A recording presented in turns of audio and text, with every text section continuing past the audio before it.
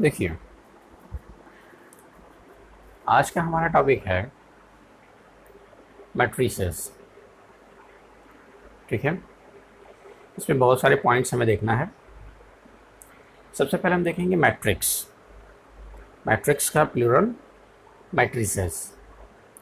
तो हम स्टार्ट करेंगे मैट्रिक्स से। मैट्रिक्स क्या होता है? मैट्रिक्स होता है, यहाँ पे मैंने एक डिफिनेशन लिखा, ऑर्डर्ड रेक्टेंगुलर अरे ऑफ नंबर और फंक्शन। ठीक, तो मैट्रिक्स होता है एक अरे। अरे क्या होता है? अरे आप कह सकते हैं कि अरेंजमेंट। ठीक है, नंबर्स और फंक्शंस का अरेंजमेंट जो कि रेक्टेंगुलर फॉर्म में होगा और वो ऑर्डर्ड होगा। ऑर्डर्ड मीन्स जैसे हम ऑर्डर्ड पेयर लेते थे। ऑर्डर्ड पेयर आपको याद होगा कि ऑर्डर्ड पेयर में क्या होता है, एक्स वाई।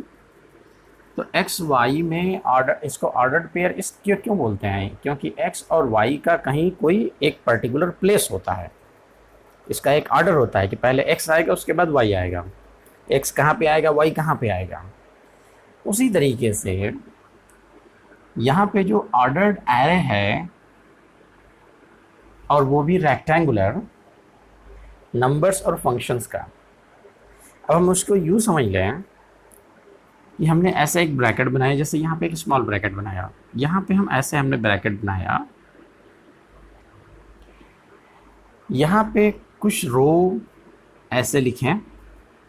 जैसे मैंने लिखा सपोज 5 6 7 3 2 9 1 -1 0। ठीक, तो इस रेक्टेंगल के अंदर मैंने बहुत सारे नंबर्स को लिखा। अब इस नंबर का ये जो अरेंजमेंट है, इसी अरेंजमेंट को कहा जाएगा अरे। अब ये रेक्टेंगल है। रेक्टेंगल कैसे है? देखिए, यहाँ पे रो है, ये first row R1, second row R2, third row R3। ठीक, तो अब हम ये देखेंगे तो ये एक रेक्टेंगुलर फॉर्म में ये नंबर्स का अरेंजमेंट है। तो इन अरेंजमेंट में हमको दो चीज़ें समझना है। इन ऑर्डर्ड रेक्टेंगुलर अरे में जो नंबर या फंक्शंस के होते हैं, ठीक, इनको हम क्या कहते हैं? मैट्रिक्स कहते हैं। जब हम इसे इस रेक्टेंगुलर फॉर्म में लिखते हैं तो यहाँ पे दो चीज़ बनती है। एक ये बनता है रो, और दूसरा ये बनता है कॉलम। इसे बोलते हैं हम कॉलम। ये C1 है, ये C2 है, और ये C3 है। ये first column, second column, third column. और अगर हम ये हॉरिजॉन्टल अरेंजमेंट देखेंगे तो इस हॉरिजॉन्टल अरेंजमेंट को हम कहेंगे first row, second row, third row. ठीक है, अगर आपसे पूछा जाए कि एलिमेंट्स बताइए फर्स्ट रो थर्ड कॉलम, तो उसे हम ऐसे लिखेंगे A1 3, फर्स्ट रो थर्ड कॉलम। तो अब आप आएंगे यहाँ पे, ये फर्स्ट रो और थर्ड कॉलम में जो एलिमेंट है वो ये है। तो A13 क्या हो जाएगा? 7। ठीक है, इसी तरीके से जैसे ऑर्डर पेयर हम लिखते हैं, ऑर्डर पेयर, तो ऑर्डर पेयर में हम नंबर को कैसे रिप्रेजेंट करते हैं? एक्स वाई से। तो यहाँ पे बहुत सारे नंबर्स हैं। ठीक, तो नंबर्स को हम रिप्रेजेंट करने के लिए ऐसा सिंबल यूज़ करेंगे 13 A13। अगर मैंने ऐसे लिखा A23, या अगर मैंने लिखा कि A21, तो A21 इसका क्या मतलब हो जाएगा? A21 का मतलब हो जाएगा कि second row first element, second row, ठीक है, सेकेंड रो और फर्स्ट कॉलम। तो सेकेंड रो फर्स्ट कॉलम कहाँ जाएगा? ये बनेगा, ये है सेकेंड रो और फर्स्ट कॉलम। ठीक, तो सेकेंड रो फर्स्ट कॉलम का जो एलिमेंट है वो है 3। ठीक, तो अब हम यहाँ पे सीधे सीधे ये बात समझ लें कि मैट्रिक्स क्या होता है। मैट्रिक्स एक अरेंजमेंट होता है नंबर्स का रो और कॉलम में, ठीक है। रो और कॉलम में जिसको इस तरीके से एडजस्ट किया जाएगा कि इसे रेक्टेंगल बनना चाहिए, ठीक है। कहीं देखिए ऐसा अरेंजमेंट ना हो, अगर हम अरेंजमेंट ऐसे बनाते हैं, सपोज हमने यहाँ पे 2 लिख दिया और इसे यहाँ पे मिटा दिया, ठीक। तो अब यहाँ पे जो अरेंजमेंट है, इस R1 में 3 एलिमेंट्स हैं, यहाँ पे 2 एलिमेंट्स है और यहाँ पे 1 एलिमेंट है। तो अब ये रेक्टेंगल नहीं बन रहा है। देखिए इसे हम देखेंगे तो ये रेक्टेंगल नहीं बनना है, ये तो ट्रायंगल बन रहा है, ठीक। तो अरेंजमेंट ऐसा नहीं होना चाहिए। अरेंजमेंट क्या होना चाहिए? रेक्टेंगुलर होना चाहिए। तो रेक्टेंगुलर में हमें क्या करना होगा? देखिए यहाँ पे अगर मैंने लिखा 3 2 9 1 - 1 0, तो अब ये हम जो देख रहे हैं यहाँ पे ये बराबर बराबर है। अगर हम इसको आगे बढ़ाना चाहें तो हम इसको ऐसे आगे बढ़ा सकते हैं।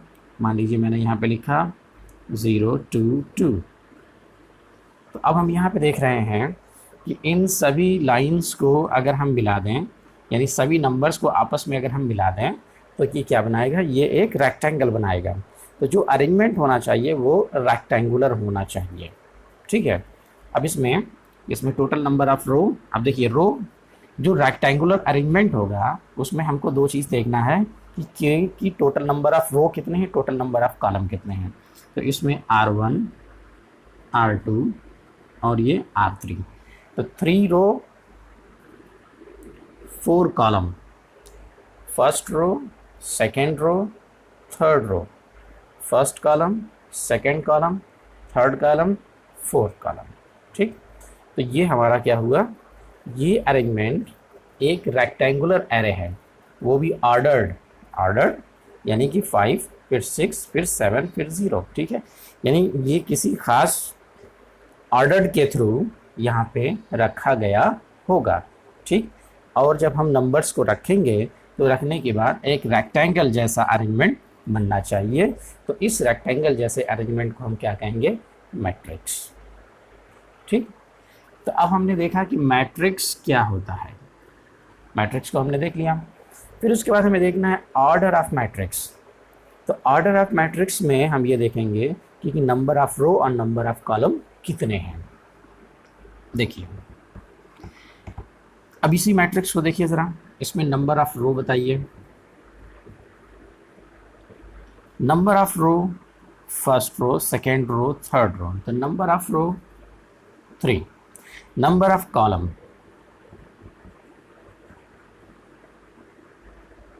नंबर ऑफ कॉलम देखिए फर्स्ट, सेकेंड, थर्ड, फोर्थ, ठीक। तो अब जो ऑर्डर लिखा जाएगा, जो मैट्रिक्स का ऑर्डर ऑफ मैट्रिक्स,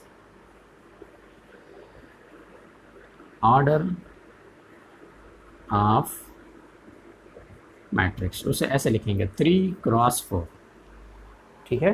3 क्रॉस 4 यानी कि रो क्रॉस कॉलम, रो क्रॉस कॉलम, ठीक है। तो इस मैट्रिक्स का जो ऑर्डर है वो है 3 क्रॉस 4, ठीक। सपोज अगर यहाँ पे हम मैट्रिक्स को ऐसे लिख दें,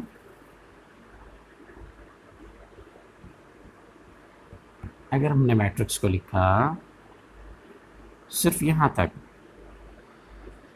तो अब इस मैट्रिक्स का ऑर्डर क्या हो जाएगा? ठीक है, मैट्रिक्स का ऑर्डर R क्रॉस C यानी रो क्रॉस कॉलम के फॉर्म में लिखा जाता है। तो total number of row 2, total number of column 3। तो इस मैट्रिक्स का जो ऑर्डर होगा वो हो जाएगा 2 क्रॉस 3, ठीक है। यानी रो क्रॉस कॉलम अगर लिखा जाए, रो क्रॉस कॉलम, तो इसे हम कहेंगे ऑर्डर ऑफ मैट्रिक्स, ठीक है। ये मैट्रिक्स का ऑर्डर है। चलिए अब इसके बाद हम देखें आगे। ये तो हो गई मैट्रिक्स और मैट्रिक्स का ऑर्डर। मैट्रिक्स क्या है? एक रेक्टेंगुलर अरेंजमेंट है नंबर्स का या फंक्शंस का, ठीक।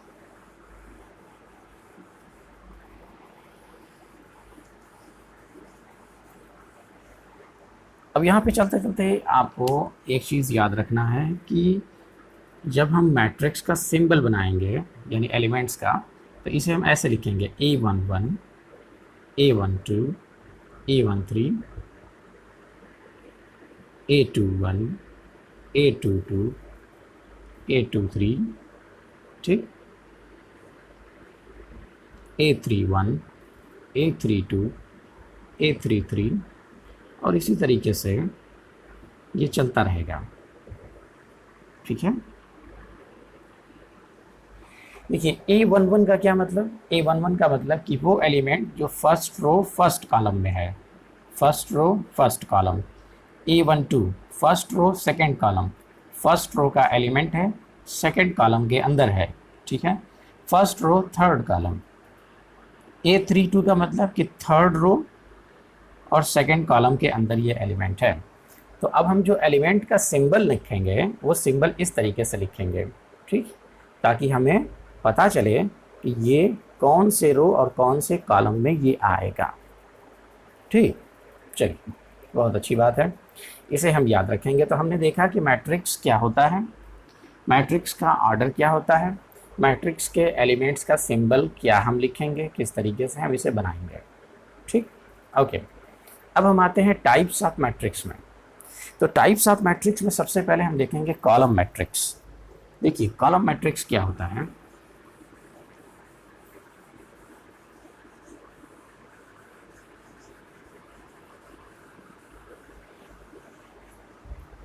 कॉलम मैट्रिक्स क्या होता है, मैट्रिक्स को हमेशा कैपिटल लेटर से रिप्रेजेंट करेंगे। देखिए यहाँ पे मैंने एक मैट्रिक्स लिखा 3 2 -9, इस नंबर्स को मैंने, तो यहाँ पे टोटल नंबर ऑफ रो 1 2 3, ठीक है, 3 रो और 1 कॉलम। ठीक है, तो इसका जो ऑर्डर होगा 3 रो इनटू कॉलम, तो 3 क्रॉस 1। अब यहाँ पे हम देखें तो हमको सीधे सीधे सिर्फ एक कॉलम दिख रहा है। ठीक है, ऐसे लंबी सी रो नहीं दिख रही है, सिर्फ एक सीधा सा कॉलम दिख रहा है इस मैट्रिक्स के अंदर। तो जब सिर्फ एक कॉलम बनेगा, मैट्रिक्स के अंदर सिर्फ एक कॉलम बनेगा, तो उसे हम कहेंगे कॉलम मैट्रिक्स। एक के अलावा यहाँ पे दूसरा कॉलम नहीं है, तो इसे हमने कहा कि ये कॉलम मैट्रिक्स है। ठीक है, बात समझ में आ गई आपको। कॉलम मैट्रिक्स में सिर्फ एक कॉलम बनता है, तो ये होगी आपकी कॉलम मैट्रिक्स। अब इसके बाद हम आएंगे रो मैट्रिक्स। देखिए रो मैट्रिक्स क्या होता है। रो मैट्रिक्स जैसे इसका नाम है वैसा ही इसका काम है। मैंने कहा कि 1 2 -9, ठीक, इसमें total number of row 1, total number of column 1 2 3। तो इस मैट्रिक्स का जो ऑर्डर होगा ये 1 क्रॉस 3 मैट्रिक्स इसका ऑर्डर होगा। अगर हम अब ये देखें हम, तो यहाँ इस मैट्रिक्स में हमको देखने पे क्या क्या लिख रहा है, क्या दिख रहा है, दिख रहा है कि इसमें सिर्फ एक रो है। ठीक है, ऐसा लंबा सा कॉलम नहीं दिख रहा है और फिर कोई और रो नहीं दिख रही है। तो सिर्फ जैसे कॉलम मैट्रिक्स में सिर्फ एक सीधा का कॉलम दिख रहा था, उस कॉलम के अलावा कोई और चीज़ हमें नहीं दिख रही थी, इस मैट्रिक्स में हमको सिर्फ एक रो दिख रही है, रो के अलावा कुछ भी हमको नहीं दिख रहा है। ठीक, तो इस ऐसी मैट्रिक्स को जिसमें सिर्फ एक रो हो, सिर्फ एक रो है, ओनली 1 रो, तो ऐसी मैट्रिक्स को हम कहेंगे रो मैट्रिक्स। अगर सिर्फ एक कॉलम है तो उसे हम कहेंगे कॉलम मैट्रिक्स।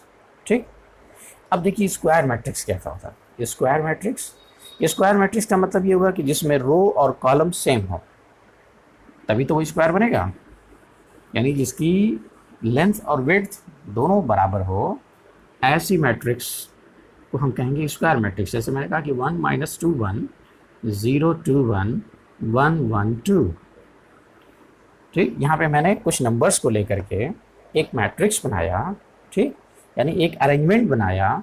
अब इस अरेंजमेंट में हम देखें तो total number of row 3, total number of column 3, तो इस मैट्रिक्स का जो ऑर्डर होगा 3 क्रॉस 3 होगा। यानी ऐसी मैट्रिक्स जिसमें नंबर ऑफ रो और नंबर ऑफ कॉलम इक्वल हो, ऐसी मैट्रिक्स को हम कहते हैं स्क्वायर मैट्रिक्स। ठीक है, अब इसके बाद देखिए डायगोनल मैट्रिक्स। डायगोनल मैट्रिक्स क्या होता है। डायगोनल मैट्रिक्स एक ऐसी स्क्वायर मैट्रिक्स होती है डायगोनल मैट्रिक्स एक ऐसी स्क्वायर मैट्रिक्स। अब देखिए डायगोनल कहाँ पर होता है, जैसे अगर हमने यहाँ पे ये लिया कि A11 A12 A13, मैं 3x3 की एक मैट्रिक्स बना रहा हूँ, A21 A22 A23 A31 A32 A33। यहाँ पे जो आपको ये जो एलिमेंट दिख रहा है A11 A22 A33, ये जो एलिमेंट है इसे हम कहेंगे डायगोनल ऑफ मैट्रिक्स। ठीक है, ये मैट्रिक्स का डायगोनल है। ठीक, तो ऐसी स्क्वायर मैट्रिक्स जिसमें सिर्फ डायगोनल हो, बाकी जगह पे ज़ीरो हो, यानी वहाँ पे जो वैल्यू हो, नंबर्स हो, वो क्या होना चाहिए, ज़ीरो होना चाहिए। अगर ऐसा है तो ऐसी मैट्रिक्स को डायगोनल मैट्रिक्स कहा जाएगा। सपोज देखिए मैंने एक मैट्रिक्स बनाया, मैंने कहा कि 2 0 0 0 3 0 0 0 1। अब यहाँ पे देखिए number of row 3, first row, second row, third row, number of column 1 2 3। तो इस मैट्रिक्स का जो ऑर्डर है 3x3 है। ये एक स्क्वायर मैट्रिक्स है। इस स्क्वायर मैट्रिक्स में सिर्फ डायगोनल के अंदर एलिमेंट्स हैं, of the diagonal elements zero हैं। ठीक है, तो diagonal matrix is a square matrix. Diagonal matrix जो होती है वो एक स्क्वायर मैट्रिक्स ही होती है, लेकिन उसमें ख़ास बात क्या होती है कि उसमें सिर्फ डायगोनल के अंदर ही एलिमेंट होता है, of the diagonal element zero होते हैं। ठीक है, बात समझ में आ गई। तो इसे हमने देखा कि डायगोनल मैट्रिक्स क्या होता है। ठीक, ओके। तो हमने देखा कॉलम मैट्रिक्स जिसमें सिर्फ एक कॉलम होता है, रो मैट्रिक्स जिसमें सिर्फ एक रो होता है, स्क्वायर मैट्रिक्स जिसमें नंबर ऑफ रो और कॉलम इक्वल होते हैं। ठीक है, diagonal matrix is a square matrix, ठीक, जिसमें सिर्फ और सिर्फ क्या होता है, डायगोनल के अंदर एलिमेंट्स होते हैं। अब देखिए स्केलर मैट्रिक्स डायगोनल मैट्रिक्स ही होता है। ठीक, और ख़ास बात इसके अंदर ये होती है, अगर ये डायगोनल मैट्रिक्स है तो बाकी सभी एलिमेंट्स क्या हो जाएंगे, ज़ीरो। डायगोनल के अंदर सिर्फ एलिमेंट होगा, लेकिन वो डायगोनल के अंदर जो एलिमेंट होगा वो सभी एलिमेंट इक्वल होना चाहिए। जैसे मैंने कहा कि 4 4 4। अब यहाँ पे 4 0 0 0 4 0 0 0 4। ठीक, ये एक स्क्वायर मैट्रिक्स है, ये एक डायगोनल मैट्रिक्स है क्योंकि सिर्फ डायगोनल के अंदर एलिमेंट है। अगर डायगोनल के एलिमेंट इक्वल हैं तो ऐसी मैट्रिक्स को कहा जाएगा स्केलर मैट्रिक्स। ठीक है, ये डायगोनल मैट्रिक्स है। डायगोनल मैट्रिक्स के सभी एलिमेंट अगर इक्वल हैं तो उसे हम कहेंगे स्केलर मैट्रिक्स। और डायगोनल मैट्रिक्स किसको कहते हैं, जिसके डायगोनल में सिर्फ एलिमेंट्स हों, ये डायगोनल है, और of the diagonal elements zero हो जाएं, यानी डायगोनल को छोड़ करके बाकी जितने एलिमेंट्स हैं वो सब के सब ज़ीरो हो जाएं। अब देखिए आइडेंटिटी मैट्रिक्स। आइडेंटिटी मैट्रिक्स क्या होता है, एक ऐसी मैट्रिक्स, एक ऐसी स्क्वायर मैट्रिक्स जिसके डायगोनल के सभी एलिमेंट 1 1 1 हो। ठीक है, ये बहुत ही ख़ास मैट्रिक्स है। इस मैट्रिक्स को हम आई से रिप्रेजेंट करते हैं। ठीक है, इस मैट्रिक्स को हम आई से रिप्रेजेंट करते हैं। इसको आप पूरे चैप्टर में देखेंगे, बहुत ज़्यादा इसका यूज़ है। ठीक, तो एक ऐसी डायगोनल मैट्रिक्स यानी एक ऐसी स्क्वायर मैट्रिक्स जिसके सिर्फ डायगोनल में एलिमेंट्स हैं, और वो एलिमेंट क्या हैं, 1 1 1। बाकी डायगोनल के एलिमेंट्स को छोड़ दिया जाए, यानी डायगोनल को छोड़ करके बाकी एलिमेंट्स को देखा जाए तो वो सब के सब क्या हैं, ज़ीरो हैं। ठीक, तो डायगोनल के अंदर 1 1 1 है और of the diagonal element zero हैं। ठीक, तो ये आइडेंटिटी मैट्रिक्स है। ठीक, तो आइडेंटिटी मैट्रिक्स 2x2 की, 1x1 की, 3x3 की होती है। ठीक है, 4x4 हो सकती है, सिर्फ डायगोनल के अंदर एलिमेंट्स होंगे, ये स्क्वायर मैट्रिक्स होगी। ठीक है, स्क्वायर मैट्रिक्स होगी तभी डायगोनल बनेगा, अगर वो रेक्टेंगुलर मैट्रिक्स है तो उसके अंदर डायगोनल नहीं बनेगा। अब देखिए ज़रा यहाँ पे ज़ीरो मैट्रिक्स। ठीक, तो ज़ीरो मैट्रिक्स का मतलब ये हुआ ऐसी मैट्रिक्स, ऐसी कोई भी मैट्रिक्स चाहे वो रेक्टेंगुलर हो या फिर स्क्वायर हो, उसके सभी एलिमेंट ज़ीरो हो जाएं। जैसे यहाँ पे मैंने एक स्क्वायर मैट्रिक्स लिया, इस स्क्वायर मैट्रिक्स के सभी एलिमेंट अगर ज़ीरो हो गए, ठीक, तो ऐसी मैट्रिक्स को हम कहेंगे ज़ीरो मैट्रिक्स, या हम ये कहते हैं नल मैट्रिक्स। नल मैट्रिक्स भी कहते हैं। ठीक है, तो यहाँ पे कोई ज़रूरी नहीं है कि ये स्क्वायर मैट्रिक्स हो, ये रेक्टेंगुलर मैट्रिक्स भी हो सकता है। जैसे यहाँ पे जो मैंने मैट्रिक्स दिया, इसके अंदर 2 रो 3 कॉलम्स हैं, इस मैट्रिक्स का ऑर्डर हो जाएगा 2 क्रॉस 3, ठीक है। तो 2 रो 3 कॉलम, लेकिन सभी एलिमेंट्स क्या होना चाहिए, 0 होना चाहिए। तो ऐसे मैट्रिक्स को हम कहेंगे 0 मैट्रिक्स। अब देखिए, अब आगे एक चीज़ आती है इक्वलिटी ऑफ मैट्रिक्स। कौन सी मैट्रिक्स इक्वल होती है? जैसे ऑर्डर पेयर की हम बात करते हैं, ऑर्डर पेयर कब इक्वल होता है? कोई भी ऑर्डर्ड अरेंजमेंट अगर है, चाहे वो ऑर्डर्ड पेयर हो या ऑर्डर्ड एरे हो, तो आपको याद होगा कि ऑर्डर्ड पेयर जब इक्वल होता है, जैसे मैंने कहा कि x1 y1 x2 y2, अगर ये दो ऑर्डर्ड पेयर इक्वल हैं तो इसमें क्या होता है कि फर्स्ट, देखिए ऑर्डर पेयर में 2 एलिमेंट होते हैं, फर्स्ट सेकंड। तो इसमें होता ये है कि फर्स्ट एलिमेंट फर्स्ट के इक्वल होता है और सेकंड एलिमेंट सेकंड के इक्वल होता है। अगर फर्स्ट एलिमेंट फर्स्ट के इक्वल है और सेकंड एलिमेंट सेकंड के इक्वल है, तभी ये ऑर्डर पेयर इक्वल होगा। वैसे ही ऑर्डर्ड मैट्रिक्स में, यानी ऑर्डर्ड एरे जो होता है, यानी जो मैट्रिक्स होता है, अगर हमने ये कहा कि मैं यहाँ पे एक 2 क्रॉस 2 का मैट्रिक्स बना रहा हूँ, जैसे मैंने कहा कि 3 4 एक्स वाई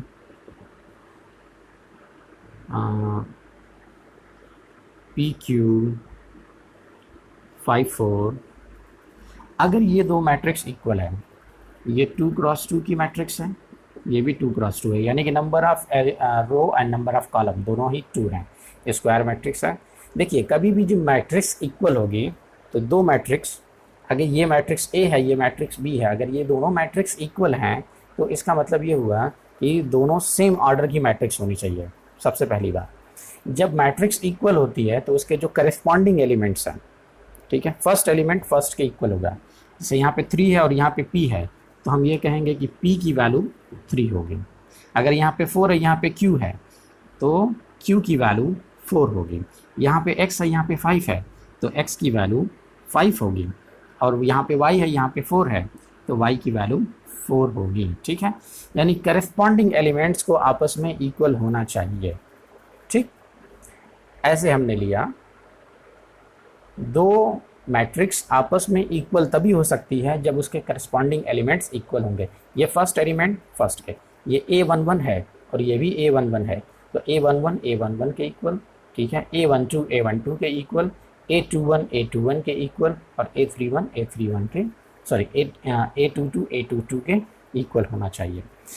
तो कोई भी मैट्रिक्स इक्वल तभी होगी जब उसके करस्पॉन्डिंग एलिमेंट्स इक्वल होंगे, ये हमको याद रखना है, ठीक है। ये मैट्रिक्स की प्रॉपर्टी है। मैट्रिक्स की और भी बहुत सारी प्रॉपर्टीज़ अब अभी आगे आएंगी, लेकिन इस वीडियो में अभी जो हमें एक्सरसाइज स्टार्ट करना है, उस एक्सरसाइज के लिए ये पहली प्रॉपर्टी, इक्वलिटी ऑफ मैट्रिक्स। जब भी कोई मैट्रिक्स इक्वल होगी तो उसके करस्पॉन्डिंग एलिमेंट्स इक्वल होंगे, ठीक है।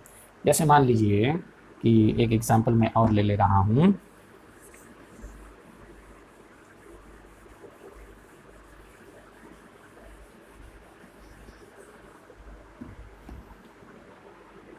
अगर मैंने लिया 1 2 3 3 2 1, फिर मैंने यहाँ पे कहा कि 1 2 3 और 3, यहाँ पे मैंने छोड़ दिया और यहाँ पे 1 मैंने लिखा। अब देखिए ये दोनों मैट्रिक्स, ये मैट्रिक्स 2 क्रॉस 3 की मैट्रिक्स है, ये इसमें number of row 2, number of row 2, number of column 3, तो ये 2 क्रॉस 3, ये भी 2 क्रॉस 3। अगर इन दोनों मैट्रिक्स, या अगर ये दोनों मैट्रिक्स इक्वल हैं तो दोनों का ऑर्डर भी सेम होना चाहिए। देखिए यहाँ पे 1, यहाँ पे 2 और यहाँ पे 3, यहाँ पे 3, यहाँ पे 1, यहाँ पे 2 है, तो यहाँ पे क्या होना चाहिए, इस मैट्रिक्स को इक्वल होने के लिए अगर यहाँ 2 है तो यहाँ भी 2 होना चाहिए, तभी मैट्रिक्स इक्वल होगी। तो मैट्रिक्स तभी इक्वल होती है जब उसके करस्पॉन्डिंग एलिमेंट्स इक्वल होते हैं, उसका ऑर्डर इक्वल होता है, ठीक है। बात समझ में आ गई। तो हमने देखा कि मैट्रिक्स क्या होता है, एक अरेंजमेंट होता है, रेक्टेंगल रो और कॉलम का एक अरेंजमेंट होता है। उसमें जो हम रखते हैं वो नंबर्स रख सकते हैं, फंक्शंस रख सकते हैं, यानी कोई भी वेरिएबल रख सकते हैं, नंबर्स रख सकते हैं। फिर उसके बाद हमने देखा टाइप्स ऑफ मैट्रिक्स, मैट्रिक्स क्या होता है, ठीक है, कितने तरीके का होता है। फिर हमने देखा इक्वलिटी ऑफ मैट्रिक्स, ठीक। तो अभी एक्सरसाइज स्टार्ट करने के लिए सिर्फ इतनी ही चीज़ें हमको अपने दिमाग में रखना है और उसके बाद हम एक्सरसाइज स्टार्ट करेंगे। चलिए, तो अब इसको आप थोड़ा सा देखिए, उसको दिमाग में रखिए और उसके बाद हम चलिए अब एक्सरसाइज स्टार्ट करेंगे। ओके, तो इसके लिए आप नेक्स्ट वीडियो में आएंगे। Thank you very much.